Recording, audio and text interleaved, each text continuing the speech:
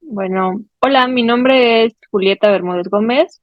Yo soy médico psiquiatra, hice la alta especialidad de trastornos de la conducta alimentaria ahí en el instituto, y ahora soy médico adscrito en el CESAMAC, ¿no? Como ven de su lado derecho, que es el Centro de Salud Mental y Adicciones en la Comunidad, que es parte del instituto, pero se encuentra en la delegación Cuauhtémoc.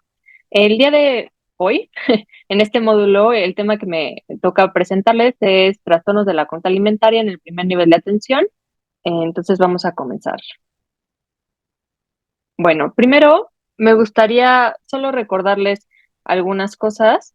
Los trastornos de la conducta alimentaria, pues la característica primordial, ¿no? Es que tienen una alimentación anormal, y eso se puede asociar o no con conductas para controlar el peso.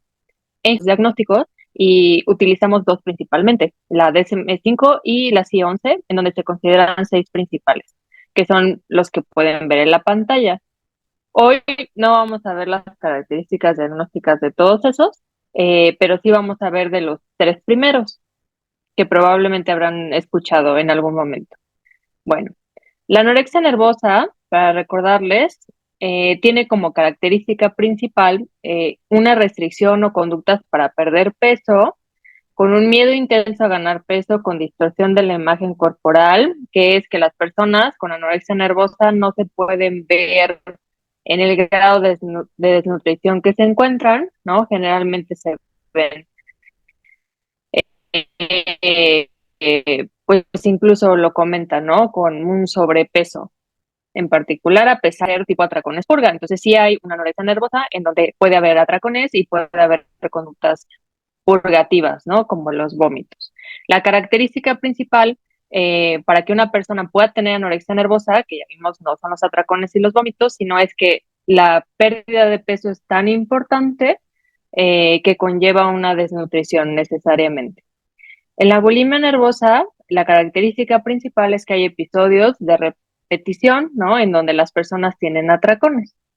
Eh, Estos atracones pues van seguidos de comportamientos compensatorios que al menos pasan una vez por semana. Las conductas compensatorias pues varían, ¿no?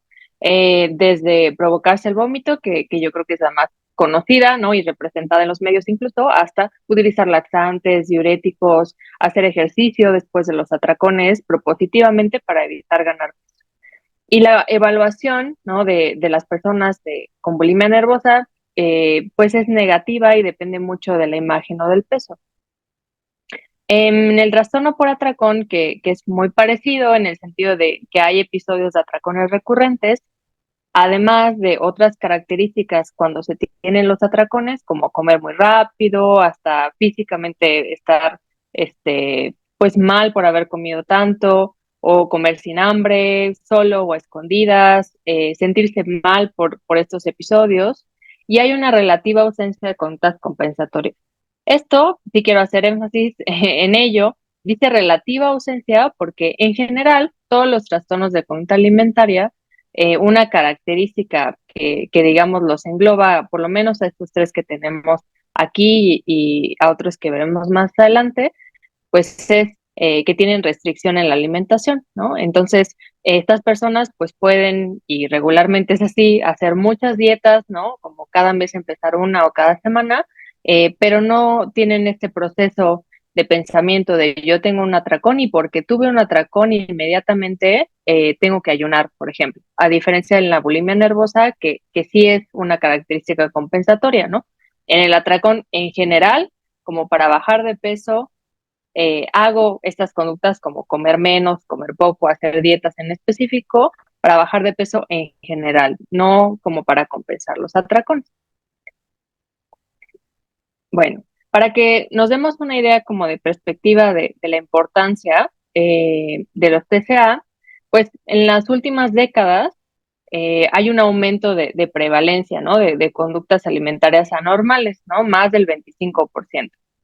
Dependiendo del diagnóstico, la prevalencia en sí va del 0,5 o se ha reportado desde el 0,5 hasta el 5%.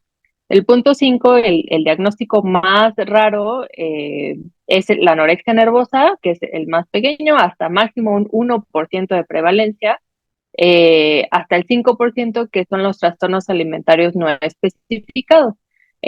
Algunos me parece que en otra ponencia los vieron, como la anorexia atípica, por ejemplo, o tener conductas alimentadas de riesgo sin tener un diagnóstico en específico, también es lo más prevalente, sobre todo en mujeres adolescentes.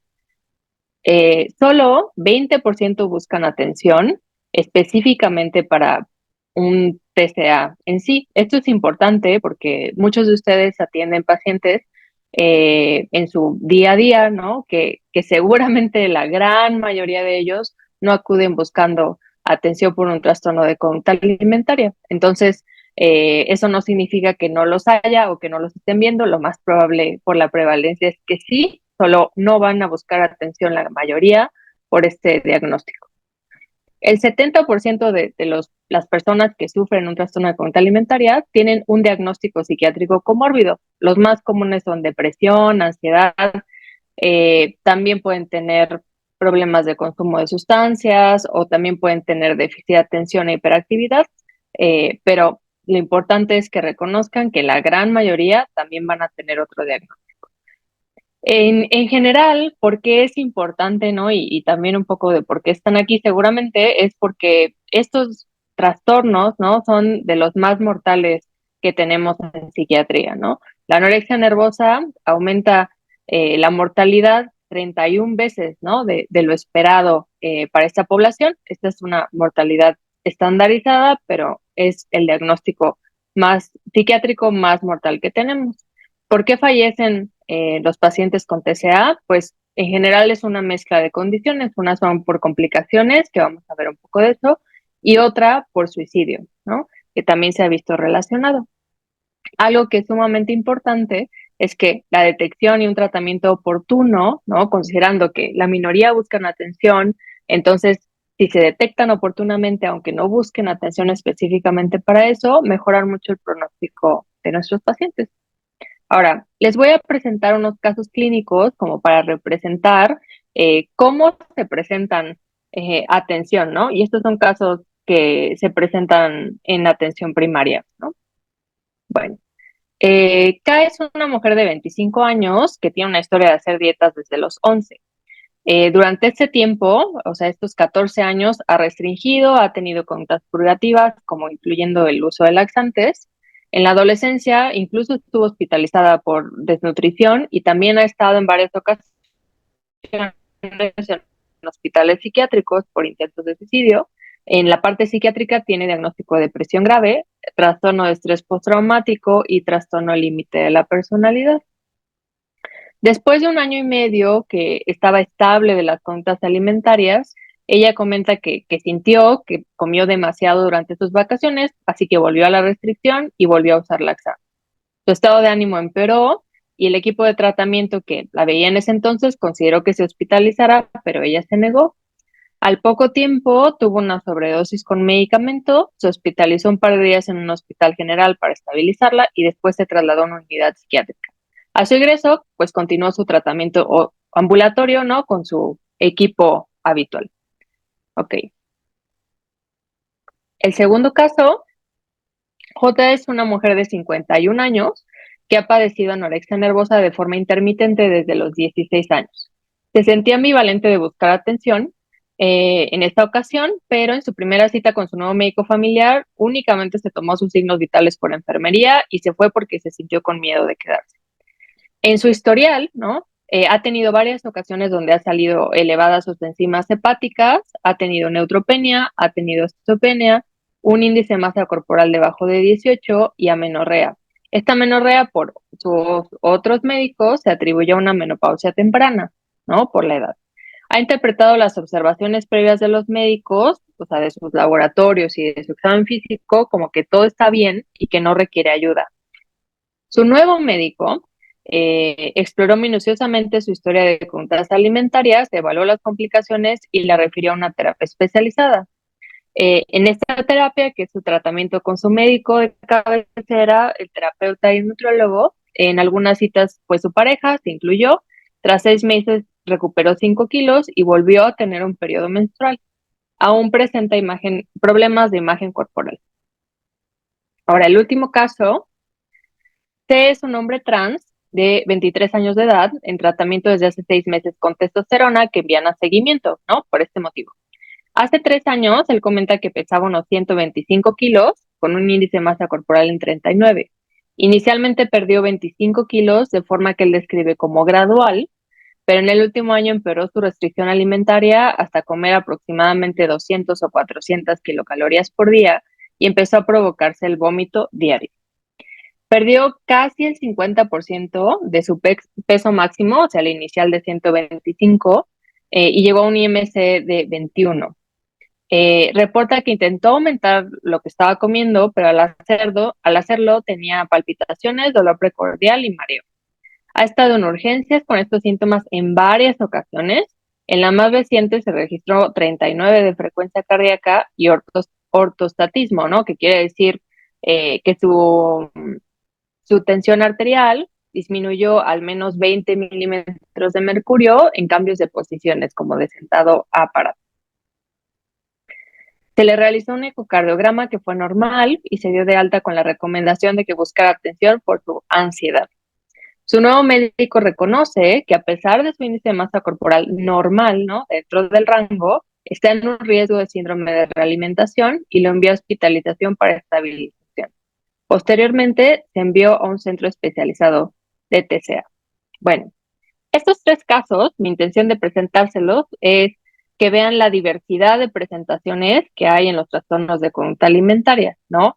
En general, pues estos casos, pues unos son más crónicos que otros, las edades varían, los géneros varían, el motivo de consulta también varía, ¿no? Y la manera de tratarlos también fue distinta.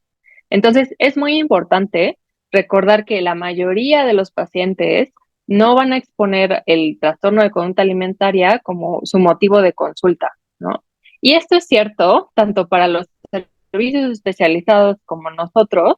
Detectamos muchísimos trastornos de conducta alimentaria en pacientes que no llegaron como con ese motivo de consulta. Definitivamente detectamos más de los que nos llegan expresamente por eso.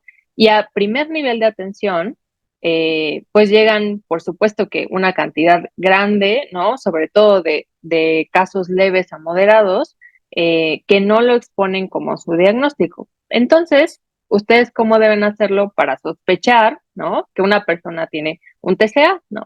El preguntarle a todos tal vez no es posible por las condiciones, entonces pues tenemos que tener como algunos recursos para distinguir a quienes sí y a quienes no. Entonces, señales de alarma que pueden hacerlos levantar la sospecha. Uno es ver una persona con un peso bajo, o sea, un índice de masa corporal menos de 18.5 o que tenga cambios bruscos en cualquier dirección, como el tercer paciente, ¿no? Que tuvo un cambio muy intenso de peso a pesar de encontrarse en un índice de masa normal. Un aumento súbito, inesperado, importante en la actividad física, como esas personas que de repente nos dicen que empezaron a hacer ejercicio, pero están yendo de lunes a domingo 2 horas, antes no hacían absolutamente nada. Eso es un dato de alarma y seguramente han conocido alguna persona así. El expresar que nos expresen preocupación y satisfacción por su peso o por su imagen corporal es un dato de alarma más directo. Nuevos hábitos de alimentación, ¿no? Personas, y esto sí, en grupos de alarma que súbitamente empiezan a ser vegetarianos o veganos o solo comer una vez al día o hacer un ayuno intermitente, si es inesperado, sí debe al menos saltar la alarma. El uso de medicamentos para perder peso, supresores del apetito, ¿no? El momento de ver cualquier paciente que aparte nos dice que está tomando uno de estos, nos debe saltar. Síntomas gastrointestinales inespecíficos. En general, este es un motivo de consulta muy, muy, muy frecuente. ¿Como cuáles? Como reflujo, por ejemplo, en las personas que hacen ayunos prolongados o tienen vómitos como conductas compensatorias, es muy común. Estreñimiento, porque si comen una vez al día, también es muy común que eso les suceda, o si se purgan, se deshidratan y también tienen mucho estreñimiento, o pueden ir buscando también laxantes. Sí es un dato que nos permite investigar más allá, ¿no? También si se distienden con ciertos alimentos, pues hay que preguntar la frecuencia, ¿no? Puede ser que solo les suceda después de horas de ayuno, como en el último caso. Alteraciones de laboratorio, que vamos a ver específicamente cuáles son más frecuentes y nos deben ahí saltar.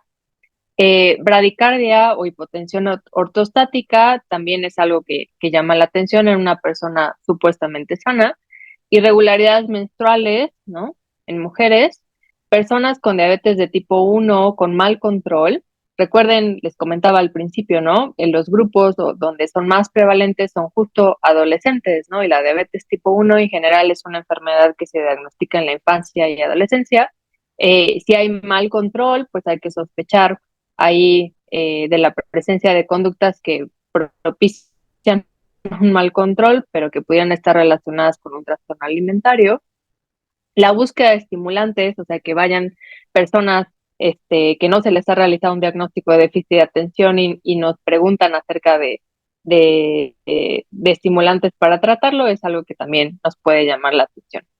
El aislamiento social, cambios muy bruscos como en la manera de comportarse de una persona, como que de repente están muy irritables o muy enojones, se pelean con todos, etcétera, también es algo que nos llama la atención, sobre todo si se asocia con alguno de los anteriores. Ahora, ¿qué instrumento podrían ustedes usar en el primer nivel, que queremos que sea algo como rápido, eh, para ver qué pacientes requieren una evaluación posterior o específica para TCA? Bueno, les voy a presentar tres. Este es el cuestionario breve de conductas alimentarias de riesgo. Pues lo desarrolló un equipo de trabajo de aquí del instituto, que es la doctora Claudia Niquel. Utiliza los criterios del DSM-4, entonces es la versión anterior. Y se ha visto que es bastante sensible, pero no tanto así en hombres, ¿no? Y son solo 10 preguntas con 4 opciones, y se le asigna el punto de corte de 10 como el más sensible y específico para un riesgo alto de TCA. Entonces, personas de más, o sea, a partir de 10 puntos, lo máximo son 30 puntos, son las que pues tendrían un alto riesgo y requieren una evaluación más a profundidad. Este es el cuestionario, ¿no? Lo pueden encontrar en la guía que les puse como complemento, solo recordar que el primero se califica con 0 y va 1, 2, 3. Y pues pregunta desde preocupaciones, ¿no? Hasta situaciones que podrían decirnos que está teniendo atracones, como comer demasiado, perder el control y conductas compensatorias, ¿no? Como ayunos, vómitos, dietas, ejercicio, pastillas, etcétera. Ahora, el siguiente instrumento que pueden utilizar es el SCOF. Este se los puse y se los puse en inglés porque las preguntas no incluyen las siglas, ¿no? del instrumento y por eso tiene ese nombre. Ahora, si ustedes buscan como detección, tamizaje de TCA en la literatura, pues van a encontrarlo con mucha frecuencia. El problema es que la traducción en español no resultó tan buena, entonces no lo usamos habitualmente, pero pues quise presentárselos pues para que tuvieran una idea de en qué consiste. En que solo son 5 preguntas, entonces es más rápido, tener 2 o más positivas indica un caso probable que requiere confirmarse, ¿no? ¿Por qué en parte el español o la traducción no ha funcionado? Esta primera pregunta que dice que si lo traduzco literal, ¿no? Si te sientes enfermo cuando estás incómodamente lleno, ¿no? No se entiende, ¿no? Pero en realidad, parte de los autores, el significado en inglés es en realidad si te provocas el vómito cuando te sientes desagradablemente lleno, ¿no? Entonces la traducción en español, que lo tradujeron como te hace sentir mal tener lleno el estómago, ¿no? Pues no es tan específico de un TCA ni está preguntando lo mismo que quisieron preguntar en la parte original. Entonces en realidad no lo usamos, pero para que lo conozcan. Otro, que es un cuestionario de tamizaje TCA en primer nivel, que hasta el momento no he encontrado que lo hayan validado en español, pero se los traduje para que lo conozcan porque se me hace muy sencillo y se me hace bastante útil las preguntas. Igual son 5 preguntas. La primera es si se sienten satisfechos con sus hábitos de alimentación, o sea, si tienen problemas o ellos consideran que tienen problemas con esa parte. Si en la familia alguien tiene o tuvo un TCA, si comen en secreto, si su peso les afecta cómo se sienten consigo mismos o si ha sufrido o sufres un TCA. ¿Cómo es anormal? Si contesta que no, o sea, no se sienten satisfechos con sus hábitos de alimentación en la primera pregunta, o si contesta que sí a cualquiera de las otras cuatro, ¿no? Y ya eso pues, nos permite distinguir cuáles valdría la pena hacerles una evaluación más completa, ¿no? Ahora, parte de la evaluación inicial. Entonces, ya detectamos a pacientes en riesgo, ¿no? Por cualquier otro motivo que les comenté ahora, de sospecha, bueno, lo sospecharon, entonces vamos a pasar a cómo empiezo a hacer el diagnóstico, qué es importante preguntar. Entonces, pues algo bueno, a los que son médicos que nos enseñan mucho, mucho en la carrera de medicina es lo más importante es hacer una historia clínica completa, ¿no? Entonces, ¿cuáles son para estos casos los aspectos importantes? Bueno, yo lo resumí en 6 aspectos así fundamentales, indispensables, que hay que preguntar a toda persona en sospecha de un TCA.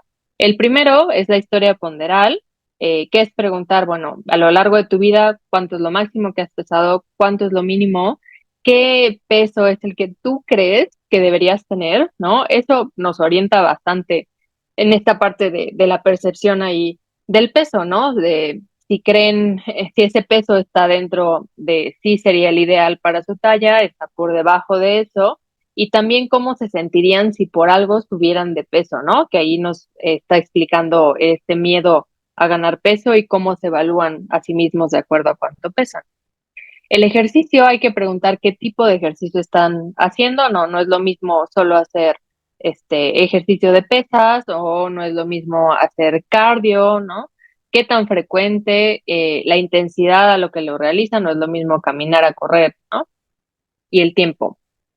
De alimentación en 24 horas, esto es bastante útil y seguramente a quienes lo han preguntado han notado por varios motivos, no solo TCA, que cuando preguntamos, incluso a otras personas, si creen que comen de todo, por ejemplo, la mayoría va a decir que sí.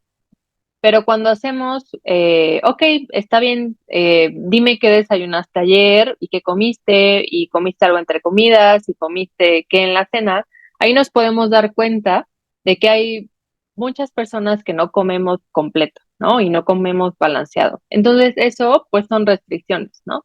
Y es mucho más útil hacerlo de esa manera, ¿no? Que preguntar en general si crees que comes bien. Sí hay reglas en relación a los alimentos, como no comer después de las 8 de la noche, por ejemplo, esa sería una regla. Ahí podemos evaluar qué tan inflexible es. El conteo calórico, ¿no? Si utilizan aplicaciones o listas para contar calorías y tienen un límite. Si hay presencia de atracones, ¿no? Momentos donde sienten que pierden el control sobre lo que están comiendo.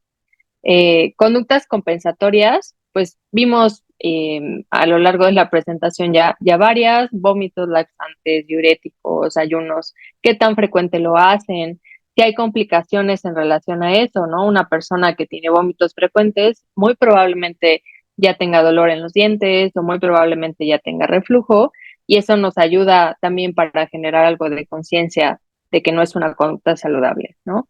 En mujeres, la historia menstrual, pues la menarca, qué tan seguido es, el ritmo, si utilizan o no anticonceptivos, y esto me ha pasado con frecuencia, ¿no? Y seguramente se han atendido por este motivo de anticonceptivos, planificación familiar, han descubierto que muchas personas tienen esta idea de que en ausencia de menstruación no pueden quedar embarazadas, ¿no? Y se ha visto que pues puede suceder, ¿no? Que pueden tener ciclos ovulatorios, aunque no estén menstruando, y pueden tener embarazos no deseados.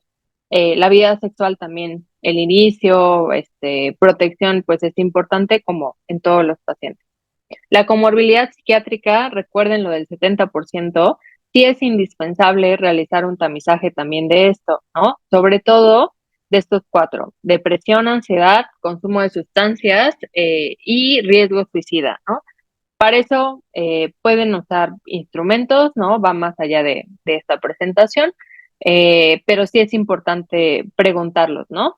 Especialmente el riesgo de suicidio, porque les comenté que es algo que se asocia a más mortalidad. Ahora, dentro de la evaluación, como en la inspección y la exploración física, los signos vitales también son súper indispensables y eso obviamente tiene que incluir el peso y la talla, el uso de percentilas, si es un infante o un adolescente.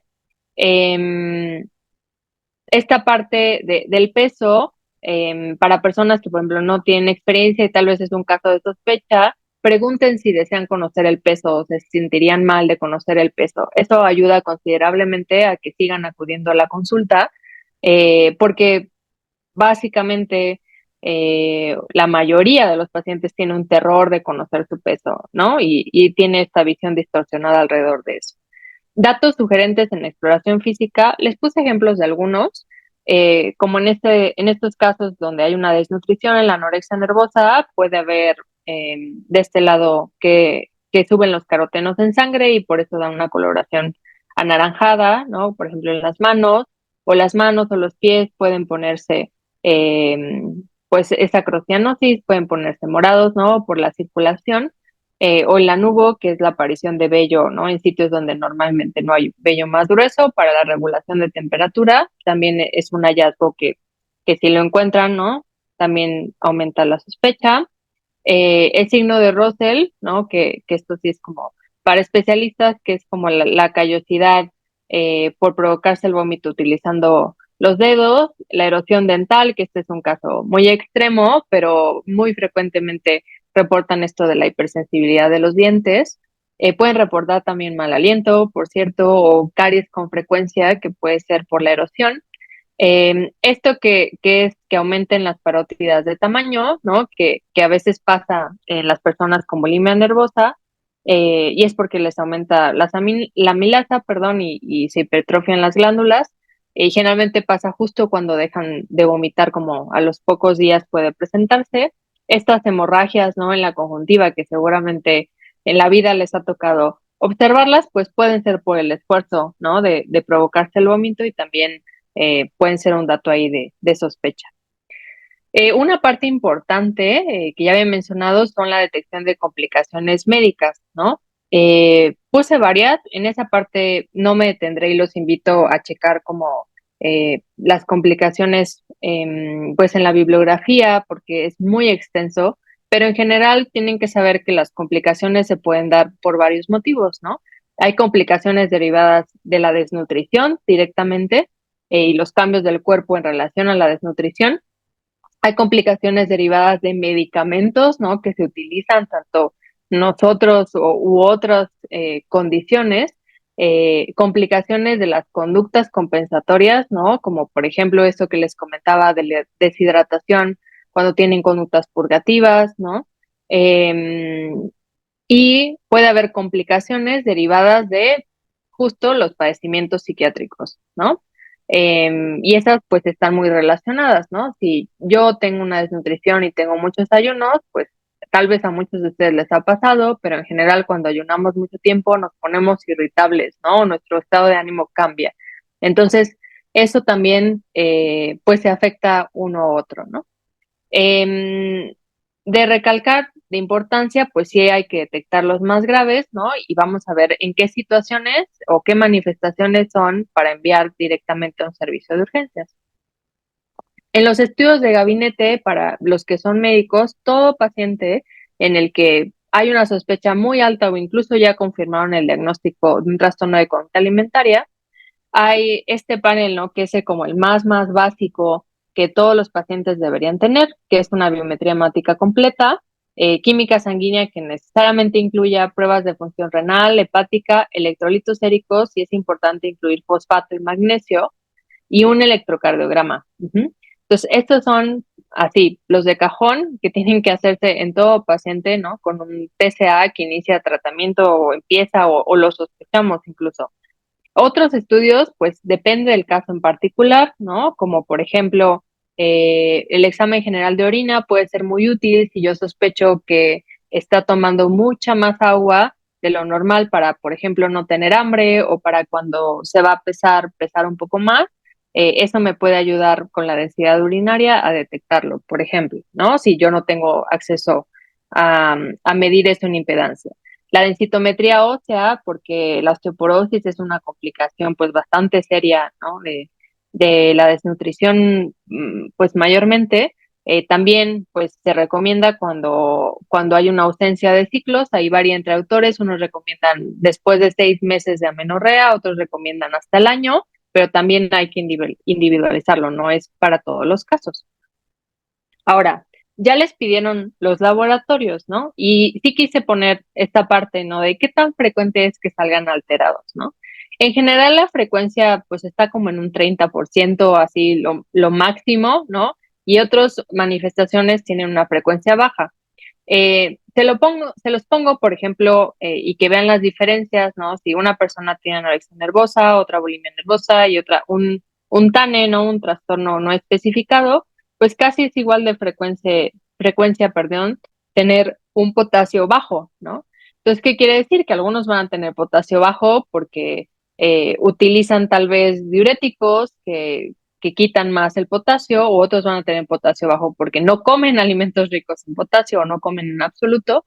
Entonces es importante porque sí es una complicación que puede potencialmente poner en riesgo la vida, a nivel cardíaco sobre todo, eh, que es importante detectarlo, ¿no? Pero no es que todos van a salir anormales. Dentro de otras manifestaciones, por ejemplo, la elevación que veamos en uno de los casos, es mucho más frecuente en la anorexia nervosa, ¿no? Que puede elevarse las enzimas hepáticas de 2 a 4 veces más, ¿no? Y es importante que sepan que eso en general mejora con la renutrición, ¿no? No hay que hacer como otra intervención. Igual, la disminución en la frecuencia cardíaca es mucho más frecuente en la anorexia nervosa, ¿no? Pero igual se puede presentar en los otros trastornos. La osteoporosis igual mucho más frecuente en la anorexia nervosa, solo porque la menorrea es más frecuente. La deficiencia de vitamina D, que es mucho más frecuente en otros trastornos. Y la hipoglucemia, pues si se fijan, pues no es tan que absolutamente tiene que ver con la anorexia nervosa, también se presenta en los otros. En cuanto a la biometría hemática, lo más frecuente es encontrar leucopenia, entonces la disminución de leucocitos, y neutropenia también es algo relativamente frecuente, eso pasa como a casi 30-40% de los casos. La anemia en un 10% no es tan frecuente como uno esperaría, y es importante conocer este lado, ¿no? También es importante porque muchas veces en este ámbito de la persona no fue a tu consulta porque quería tratarse un trastorno de conducta alimentaria, si no fue por otras cosas, le hago laboratorios y me los regresan normales, que ya vimos que no es tan infrecuente que estén todos normales, podemos dar la falsa impresión de que está sano, ¿no? Y de que lo que le está pasando no es importante y no está afectando su salud. Entonces, eso hay que saber ahí manejarlo un poco, ¿no? Que no se vean los laboratorios no necesariamente implica que sea algo saludable para ellos y es importante. Ahora, en la parte de manejo inicial, es importante recordar, y hago énfasis en esto, en el equipo de tratamiento ideal para un trastorno de conducta alimentaria consiste en un equipo interdisciplinario que se compone de psiquiatra, terapeuta especializado, o sea, no puede ser cualquier elemento de psicología y sí es mi impresión de que esta es la parte pues fundamental, muy, muy, muy, muy importante en el tratamiento. Sí tiene que ser un terapeuta que haya tenido un entrenamiento en trastornos de conducta alimentaria y sepa dar una terapia de las que está probado, ¿no? Que tiene evidencia que funciona. Y esto es fundamental, ¿no? Y la parte nutricional, pues también es sumamente importante, ¿no? Sobre todo en todos los casos, pero más especialmente o más urgente en los casos que van a requerir renutrirse porque están en un peso significativamente bajo. Ahora, hay distintas modalidades de tratamiento para los trastornos de conducta alimentaria. A veces, y sí me pasa que los pacientes tienen la idea de que todos se tratan hospitalizándose, ¿no? Y que requieren estar internados, como las adicciones, por ejemplo, que tampoco es así, pero para tratarse, ¿no? Y en realidad, no, la gran mayoría de los casos se tratan de manera ambulatoria, ¿no? Hay hospitales de día, no en este momento en hospitales públicos, ¿no? Pero seguramente hay sitios residenciales que sí lo tienen.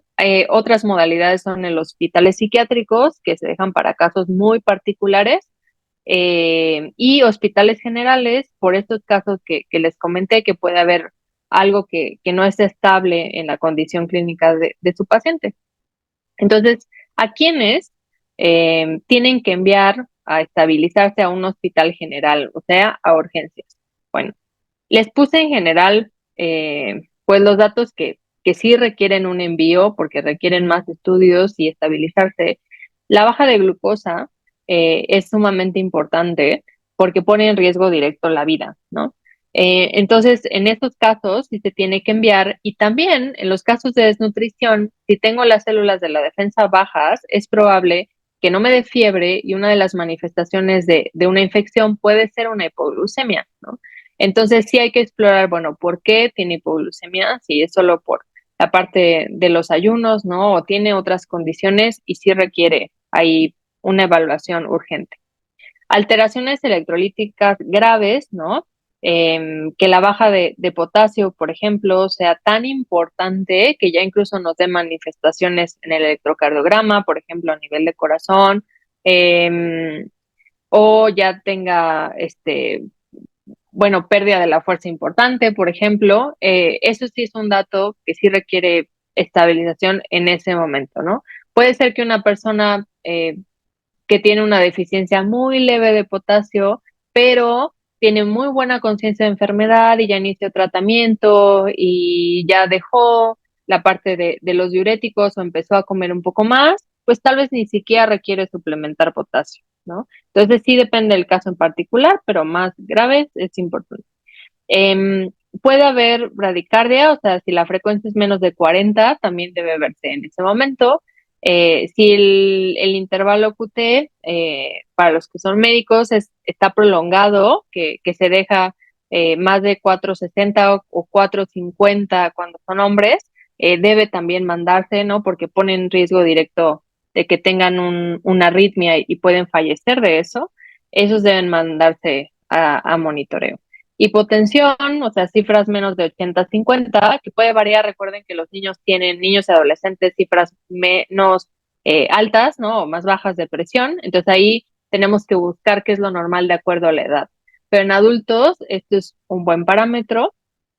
Si se desmayaron, ¿no? Para los que no tienen acceso a este tipo de estudios o no saben incluso tomar signos vitales, si les llega un probable trastorno de conducta alimentaria y se desmayó en la escuela, eso requiere una evaluación urgente. O incluso crisis epilépticas, que nos puede señalar que ahí los electrolitos están todos mal, también tienen que evaluarse urgentemente, ¿no? Requieren estudios de laboratorio ya y probablemente requieren intervención. Pérdidas rápidas de peso. Yo empecé a ver un paciente y le di cita en un mes y lo mandé a psiquiatría, ¿no? A atenderse su trastorno de alimentación, pero en ese tiempo que no lo vi, bajó 6 u 8 kilos, ¿no? Esa es una pérdida rápida de peso, ¿no? Más de 1 kilo por semana, que requiere una intervención más rápida, ¿no? Entonces, eso es importante. O si están debajo de un índice de masa corporal de 15, también eso apunta hacia gravedad, a más riesgo de un síndrome de realimentación, y también debe tratarse rápidamente, que sería o más del 75% de su índice de masa corporal ideal para la talla. Ahora, algo que puede entendiblemente darles miedo, es decir, ¿cómo empiezo a hablar de esto con un paciente que yo veo como datos de sospecha, ¿no? Pues en general, estar informado acerca de las manifestaciones, que es lo que están haciendo ahora, pues está muy bien, ¿no? Y ayuda considerablemente. Si se mantienen en comunicación, ¿no? Con los otros miembros del equipo, en general con el nutriólogo, el terapeuta, si ustedes están capacitados para ver este paciente. La familia es muy importante. Eh, la familia, nosotros pues conocemos en general, dos tipos de familias, ¿no? Hay las que nos ayudan, ¿no? A tratar los trastornos, que están muy interesados, que siguen las indicaciones Y también hay familias que simplemente no nos ayudan en el tratamiento, ¿no? Que incluso pueden sabotearlo. Entonces, ahí pues hablar con el paciente y pedir permiso, ¿no? Para comunicarlo, sobre todo en situaciones que no se pone en riesgo la vida. Cuando es así, pues habrá que comunicarlo a alguien más, ¿no? Necesariamente, pero si no, pues sí pedir permiso y hablar como de la utilidad que es incluir a otras personas como sistema de apoyo para los pacientes.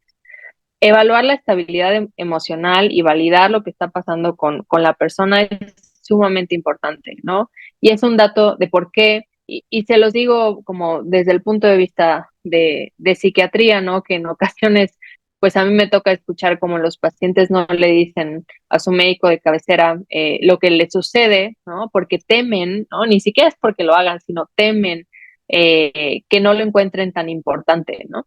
Entonces, la parte emocional es sumamente importante. Y recuerdo, ¿no? A veces ya tienen un índice de masa corporal normal, ¿no? Como en alguno de los casos que les mostré, pero aún se sienten bastante mal con su cuerpo, aún sufren mucho, aún no tienen control en absoluto de la comida y eso pues es válido y no significa que estén sanos, ¿no? Entonces, la ausencia de alteraciones físicas no significa que están recuperados. Son enfermedades difíciles, crónicas, que en general la parte de la imagen corporal pues es algo difícil de tratar. Todo el equipo, ¿no? Que ven este tipo de pacientes, esto lo recomiendo como para la gente en general, hay que evitar comentarios sobre la apariencia de las personas, ¿no? Y es importante, a veces comentarios que parecen inofensivos, como decir, ya te ves muy bien o ya te ves recuperado, pueden disparar mucho malestar en estos pacientes, ¿no? Y nuevamente, pues estamos haciendo mucho énfasis en la parte física y no en la parte emocional o la vivencia que están teniendo estos pacientes y validando la experiencia y las cosas que le está sucediendo, pues hacemos un mejor clic con ellos y así pues no se nos pierden y sí continúan en tratamiento. Y bueno, eso es lo que quise presentarles hoy. Espero que haya quedado claro. Les agradezco mucho la atención y bueno, si hay preguntas y comentarios, adelante y tienen ahí mi contacto para cualquier cosa que necesiten. Gracias.